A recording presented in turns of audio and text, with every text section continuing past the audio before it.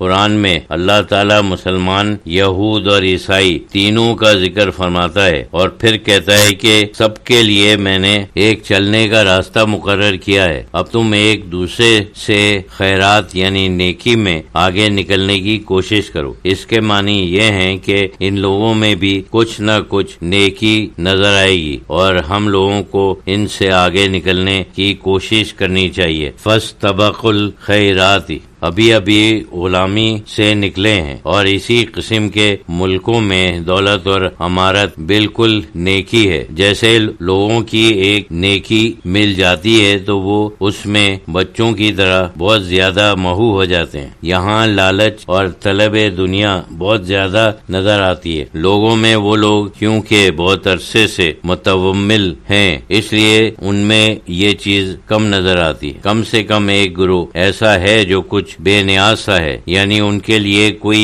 نئی چیز نہیں ہے، بلکہ وہ کچھ بیزار سے ہو گئے ہیں اور اس کے خلاف کچھ بغاوت بھی کرتے ہیں۔ اس وجہ سے یہ عبرت حاصل کرنے کی چیز ہے۔ بے غرض کام کرنے اور لوگوں کی خدمت کرنے کا جذبہ بھی اگر ان میں ہے تو زیادہ ہے، تو ہمیں کوشش کرنی چاہیے کہ ہم ان سے آگے نکل جائیں۔ یہاں طلب دنیا ہم سے زیادہ ہو گئی، یہاں تک کہ وہ لوگ جو کبھی طالب دنیا نہیں سمجھے گئے وہ بھی طلب دنیا میں بری طرح مبتلا ہیں، جیسے اسکولوں اور کالجوں کے معلمین ہیں۔ اسے بہت ہی پرامن قسم کا پیشہ سمجھا گیا جس میں بہت دولت نہیں ملتی، صرف اتنی ملتی ہے کہ گزر اوقات کر سکتے ہیں اور وہ اپنے ہر کام میں مگن رہتے ہیں۔ لیکن یہاں یہ نہیں ہے، یہاں تو وہ لوگ بھی ہڑتال کرتے ہیں اور وہ کچھ کرتے ہیں جو دوسرے لوگ کرتے ہیں۔ ہمارے یہاں ابھی یہ چیز ہے جو بہت افسوسناک ہے۔ کسی کام میں طلب دنیا شامل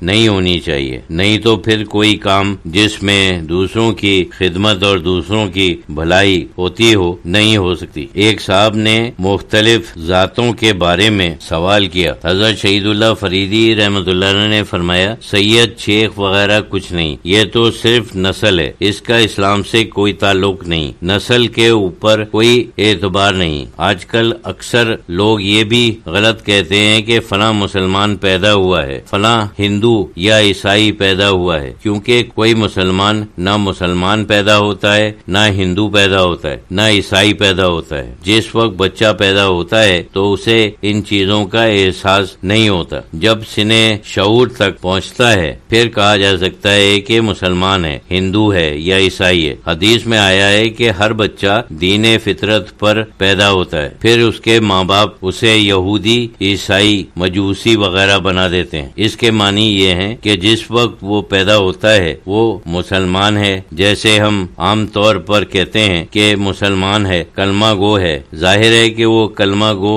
نہیں ہے، لیکن اس کی فطرت بالکل اسی طرح ہے، یعنی اسلام کے مطابق اگر اسے اسلام پیش کیا جائے یا اسلام کے مطابق تربیت پرورش ہو تو یہ اس کی فطرت کے عین مطابق ہے اور بغیر کسی رکاوٹ کے وہ اسلام قبول کر لے گا۔ لیکن کیونکہ وہ ماحول غلط قسم کا ہے اس وجہ سے وہ فطرت ظاہر نہیں ہوئی، پھر وہ عیسائی، یہودی یا مجوسی بن جاتا ہے۔ جو مسلمان خاندان میں پیدا ہوتا ہے اسے بھی کسی موقع پر مسلمان ہونا پڑتا ہے۔ اب لوگوں کو یہ یاد نہیں ہے کہ ہم کب مسلمان ہوئے تھے، لیکن مسلمان پیدا نہیں ہوئے تھے جب کسی زمانے میں شعور ہوا، جو ممکن ہے 5 برس میں ہو، 6 برس میں ہو یا 7 برس میں ہو، اور اس نے سمجھ لیا کہ اللہ تعالیٰ ہے، رسول اللہ صلی اللہ علیہ وسلم برحق ہیں اور قرآن شریف اللہ کی کتاب ہے۔ مطلب یہ ہے کہ کسی عمر میں جا کر اس نے یہ قبول کیا۔ ایمان کی ناپ تو کسی کے پاس نہیں ہے، یعنی بعض لوگ واقعی مسلمان ہوتے ہیں، بعض مسلمان خاندان میں پیدا ہوتے ہیں، ممکن ہے کہ بعض دل سے مسلمان نہ ہوں، صرف ماحول کی زبردستی سے مسلمان ہوں۔ ان کی یہ جرت نہیں ہے کہ وہ کہہ سکیں کہ ہمیں اس کے اوپر پورا ایمان نہیں ہے، جو کچھ دوسرے کرتے ہیں وہ بھی کرتے ہیں۔ ممکن ہے اللہ کی نظر میں ان میں جیسے بعض مومن نہ ہوں بلکہ منافق ہوں۔ جب رسول اللہ صلی اللہ علیہ وسلم کے زمانے میں منافق تھے تو اس زمانے میں بھی ضرور ہوں گے، بلکہ زیادہ ہوں گے، تو منافق بھی ہوتے ہیں۔ بعض تو خیر مسلمان خاندان میں پیدا ہوتے ہیں لیکن کھلم کھلا کافر ہو جاتے ہیں۔